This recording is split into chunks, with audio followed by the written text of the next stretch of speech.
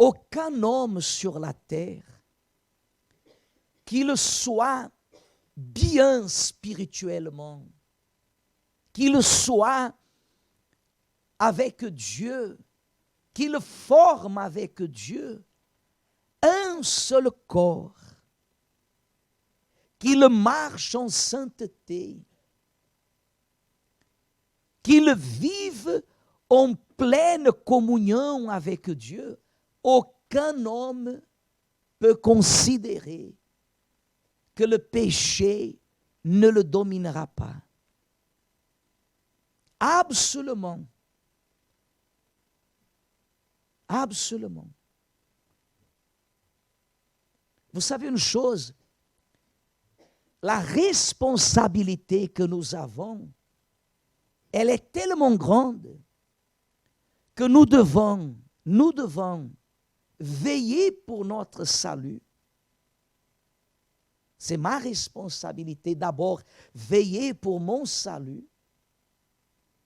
Et ensuite, je dois veiller pour ne pas permettre que le diable vienne s'aimer au milieu de l'Église, ce qui sépare la personne de Dieu.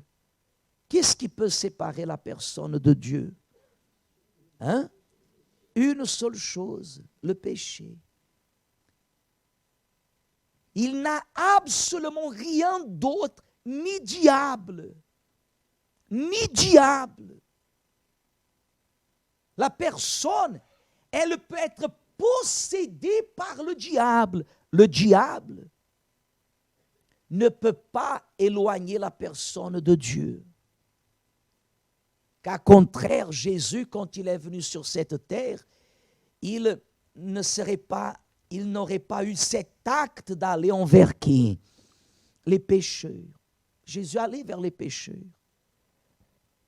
Quand on a amené cette femme prostituée, est-ce que Jésus l'a demandé de l'éloigner de lui? Non. Lorsque cet homme, par exemple, qui était dans les sépulcres, la Bible dit qu'il est venu vers Jésus en courant, mais possédé par des démons. Est-ce que Jésus l'a empêché qu'il arrive? Non. Le diable ne peut pas éloigner une personne de Dieu. Le diable est venu pour quoi faire? Satan est venu pour quoi faire? Détruire, égorger, voler. Enfin, il est venu pour causer la destruction, la misère dans la vie des personnes. Il est venu détruire le bonheur des personnes, la santé des personnes, la famille des personnes, les mariages des personnes, la vie sentimentale, la vie conjugale, la réussite. Le diable, il est destructeur. Mais le diable n'a pas le pouvoir d'éloigner la personne de qui? De Dieu. Regardez. Ce qui éloigne la personne de Dieu, c'est une seule chose qui s'appelle péché. Dieu nous considère tellement que lorsque nous commettons une erreur, il ne nous condamne pas. Amen. Dieu ne nous condamne pas.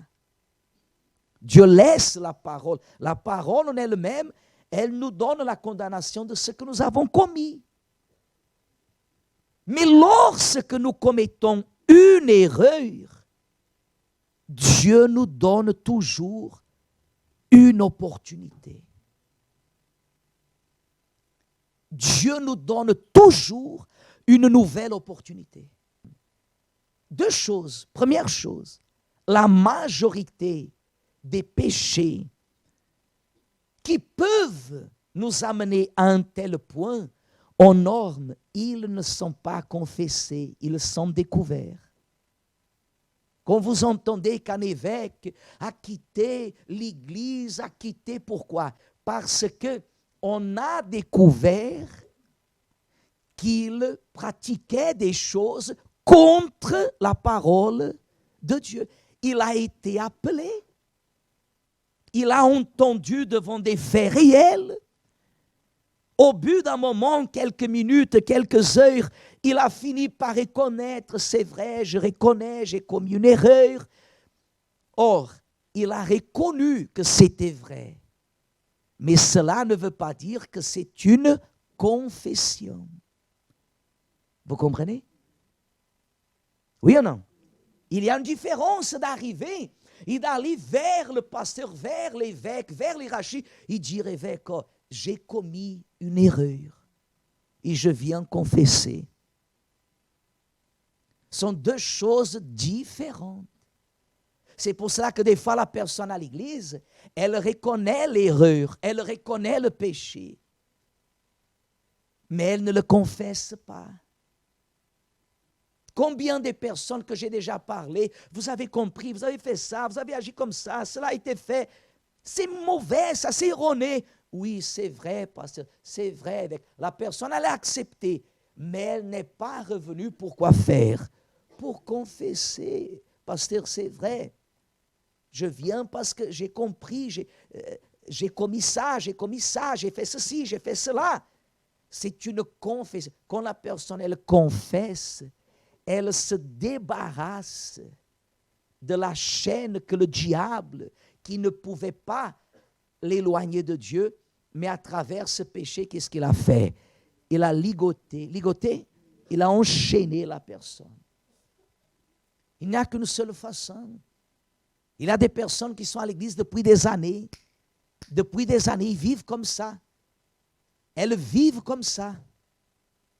Et on se demande, mon Dieu, qu'est-ce qui se passe? Qu'est-ce qui se passe? Qu'est-ce qui se passe? Qu'est-ce qui se passe? Ce qui se passe, c'est que cette personne, elle n'a pas confessé son péché.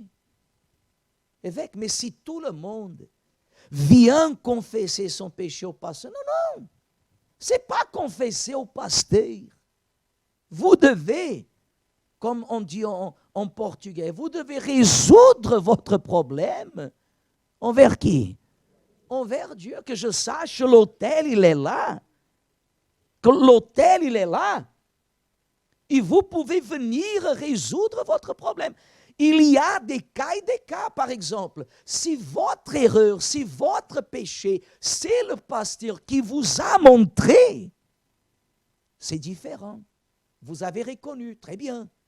C'est très bien de reconnaître, c'est déjà un premier pas. Mais le pas principal, c'est de quoi faire? De confesser. Parce que cela prouve que d'âme et conscience, c'est comme ça qu'on dit en français, âme et conscience, la personne en âme, elle a compris, non, véritablement.